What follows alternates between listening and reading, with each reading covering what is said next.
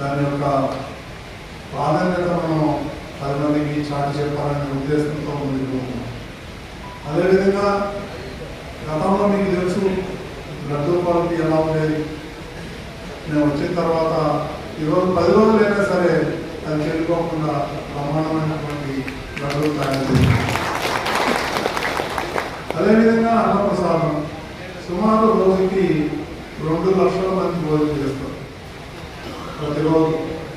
అది క్యూ లైన్లు అయితేనే, రంగబాబుల అన్నప్రసాద క్యాంటీన్లు అయితేనే, ఇటువంటి కార్యక్రమాలు అన్నీ కూడా ప్రతిదీ కూడా నేను పట్టించుకొని అక్కడే ఉండి భక్తులకు ఏమేమి కావాలో ఎప్పటికప్పుడు దాన్ని అప్డేట్ చేసుకుంటూ పోతున్నాం.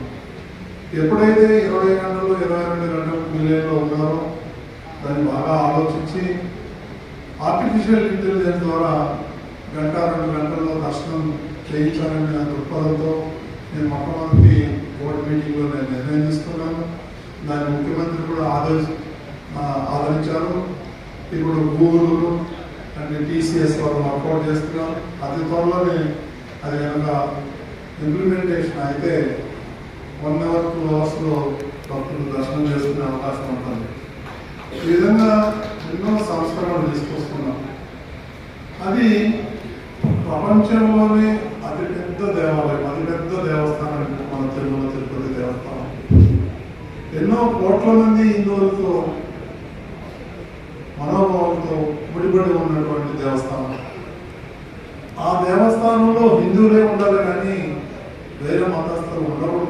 ఎందుకంటే ఆ ఉన్ని డబ్బులు ఎవరైతే హిందువులు వేస్తారో అది హిందువులకే చెందాలి, హిందువులే పనిచేయాలి. వేరే మతస్థుల మీద నాకు కోపం లేదు. కానీ మనకున్నటువంటి అతిపెద్ద దేవాలయం, ప్రపంచంలో కన్నా అత్యంత పెద్ద దేవాలయం మన తిరుమల తిరుపతి దేవస్థానం.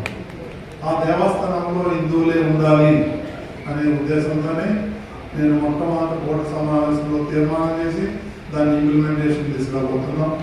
కానీ దానివల్ల కొన్ని లీగల్ కాంప్లికేషన్స్ వస్తున్నాయి. అయినా కానీ నేనేమి వెనకాలకు వేసే ప్రశ్న లేదు. ఈ విధంగా చెప్పుకుంటూ పోతే ప్రతి ఒక్క విషయంలోనూ కూలంకషంగా చర్చించి మా సహచర బోర్డు సభ్యులందరినీ కూడా కలుపుకొని ఏదైనా నిర్ణయం తీసుకోవాలంటే ఆ బోర్డు సమావేశంలో నిర్ణయం తీసుకొని దాన్ని ఇంప్లిమెంట్ చేస్తున్నాం. ఎటువంటి పరిస్థితుల్లోనూ ఆ దేవాలయాన్ని మనం 10 తరాల పాటు మన దేవాలయాన్ని కాపాడుకోవాలి. దానికి ఎంతకైనా మనం అందరం